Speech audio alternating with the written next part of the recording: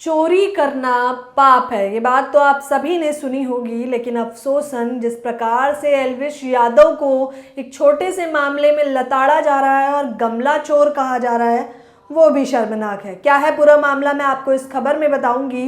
Video देखना आप सभी के लिए बेहद ज़रूरी है, क्योंकि इस वीडियो में आज कई सारे खुलासे होने वाले हैं। नमस्कार, मैं ज्योति आप सभी का नेशनल दस्तक पर स्वागत करती हूँ। एल्विश यादव, इन दिनों एल्विश यादव जो सभी की जुबान पे छाए हुए हैं। हालांकि वो एक बहुत बड़े यूट्यूबर भी हैं, उनके 2 चैनल हैं। एक में उनके 9 मिलियन प्लस तो दूसरे में उनके 3 मिलियन प्लस सब्सक्राइबर हैं।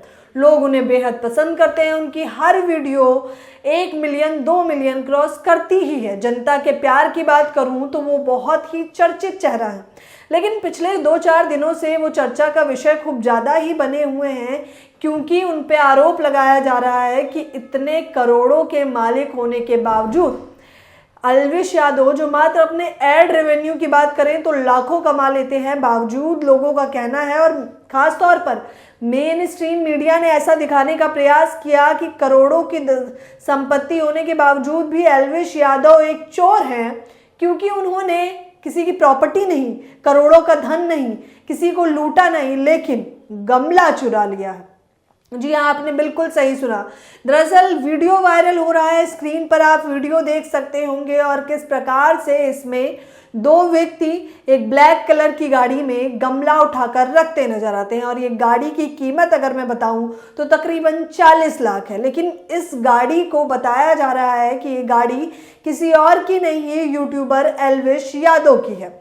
ये तो बताने वाली बात है, लेकिन एल्विश यादव का भी इस पर बयान आ चुका है और उन्होंने साफ तौर पर कह दिया है कि वो इस गाड़ी में बैठे जरूर हैं, लेकिन ये गाड़ी उनकी नहीं बल्कि उनके दोस्त की है।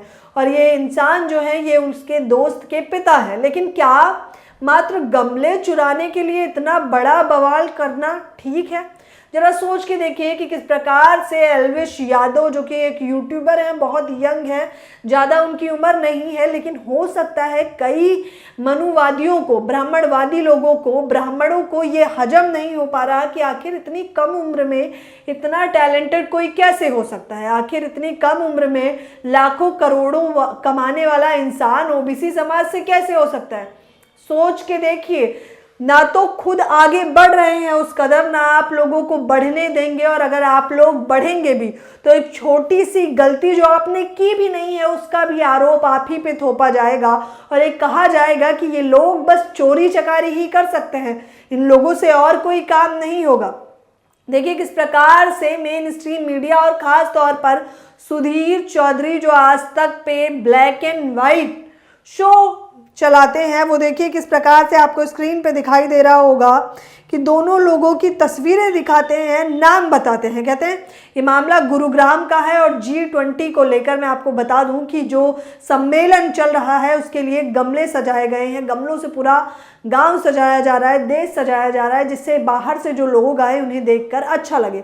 जाहिर तौर पर अच्छा काम किया जा रहा है। लेकिन अगर कोई गमला चुरा भी रहा है, चोरी करने की फितरत तो कईयों में होती है और ऐसा शायद ही कोई इंसान हो जिसने चोरी ना की हो। हालांकि चोरी का मैं समर्थन नहीं करती, जाहिर तौर पर मैं उसके विरोध में हूँ और नहीं करनी चाहिए थी। लेकिन क्या मात्र 1 दर्जन गमले या कुछ गमले चुरा लेने की वजह से उन्हें स्क्रीन पर इस प्रकार दिखाना कि देखिए कि आरोपी नंबर 1 मनमोहन यादव, आरोपी नंबर 2 नवाब सिंह, और सुधीर चौधरी जी कहते हैं इन दोनों ही चेहरों को याद कर लीजिए क्योंकि ये दोनों ही चोर हैं।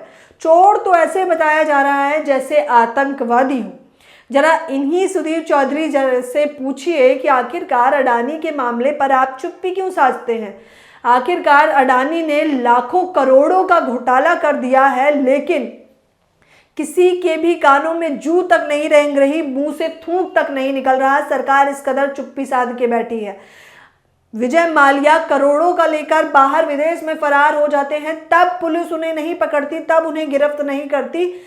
लेकिन इन दोनों ने मात्र गमला चुरा लिया है तो इन दोनों को गिरफ्तार कर लिया गया है। गमले वापस अपने घर में भी रखवा लिए गए हैं।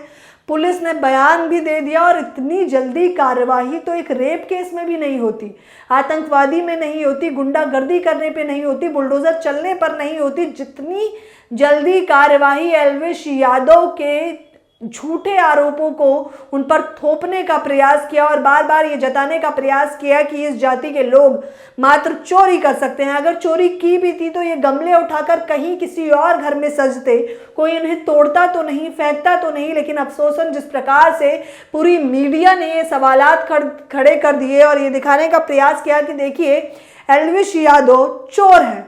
हालांकि एल्विश यादव का जिनका नाम बार बार लिया जा रहा है उन्हें तो पता तक नहीं है कि आखिरकार ये गमले चुराए किसने। और सिर्फ यही नहीं, एल्विश यादव इतना ज़्यादा परेशान हो गए हैं कि वो अपने इंस्टा पे आकर, ट्विटर पे आकर बार बार जानकारी दे रहे हैं। और ख़ास तौर पर एक जो उत्कर्ष सिंह है, जो फाउंडर हैं अनसीन इंडिया के, वो लोग किस प्रकार से उत्कर्ष एल्विश यादव ने ट्वीट किया है और बताया है कि किस प्रकार से उन्हें परेशान किया जा रहा है। बार बार उनसे सवालात किए जा रहे हैं, पूछा जा रहा है कि तुमने गमला कैसे चुरा लिया।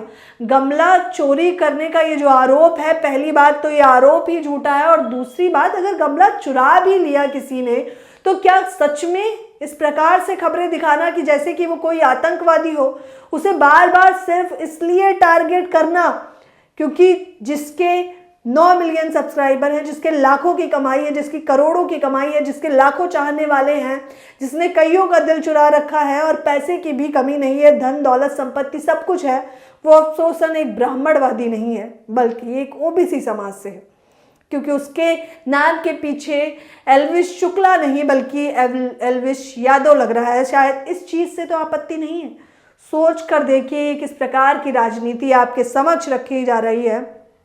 एल्विश यादव ने परेशान होकर ट्वीट भी कर दिया कि झूठ के पैर नहीं होते, ज़्यादा देर तक नहीं चल पाता, इसलिए कितना भी जोर लगा लो, कितने भी नेगेटिव सेट कर लो, हिंदुओं के लिए बोलता हूँ और आगे भी बोलता रहूँगा। देखिए, मैं बता दूं कि एल्विश यादव बीजेपी के कट्टर समर्थक भी हैं। बीजेपी के समर्थक होने के बावजूद ब्राह्मणवादियों को यह हजम नहीं हो पा रहा है कि एल्विश यादव करोड़ों की संपत्ति है जिनके पास। एल्विश यादव जो ओबीसी समाज से हैं वो इस मुकाम तक पहुंच सकते हैं, ये हजम नहीं हो पा रहा है। करोड़ों कोई लेकर देश विदेश फरार हो जाता है, लोगों का नुकसान कर देता है, बुलडोजर की नीति चलती है, लोग दब कर कुचल कर रेप हो जाते हैं, मर्डर हो जाता है, उस पर कोई चर्चा नहीं होती, उस पर पुलिस प्रशासन ठीक ढंग से कार्यवाही नहीं करेगा। लेकिन गमला चुरा लिया गया है तो इससे बड़ा मुद्दा तो कोई हो ही नहीं सकता। महंगाई, बेरोजगारी, भ्रष्टाचार, रेप केसेस, मर्डर केसेस, ये कोई मुद्दा ही नहीं बचा है सरकार के पास। अब मुद्दा है तो वो सिर्फ ये कि एल्विश यादव की कार से 2 व्यक्ति निकले और उन्होंने गमला चुरा लिया। सोच कर देखिए कि किस प्रकार की मनुवादी सोच आप लोगों के समक्ष डाली जा रही है, किस प्रकार से लोगों को गुमराह किया जा रहा है और किस प्रकार से लोगों को यह हजम नहीं हो पा रहा कि एक ओबीसी समाज का भी व्यक्ति उस मुकाम पर पहुंच सकता है। खैर, इस पूरे खबर के बारे में आप लोगों की क्या राय है, आप मुझे बताना बिल्कुल ना भूलें। आपकी राय जानना बेहद ज़रूरी है। मेरे साथ बने रहने के लिए आपका बेहद शुक्रिया, धन्यवाद। कमेंट बॉक्स में अपनी राय जरूर दें क्योंकि मैं हर एक व्यक्ति के कमेंट जरूर पढ़ती हूँ। नेशनल दस्तक की आपसे गुजारिश है कि अगर इसको बचाना चाहते हैं तो नेशनल दस्तक को सब्सक्राइब करने के लिए रेड कलर के सब्सक्राइब बटन को दबाएं, फिर बेल आइकन की घंटी दबाएं। नेशनल दस्तक को बचाने के लिए बहुत जरूरी है कि हर खबर को शेयर करें, लाइक करें, कमेंट जरूर करें।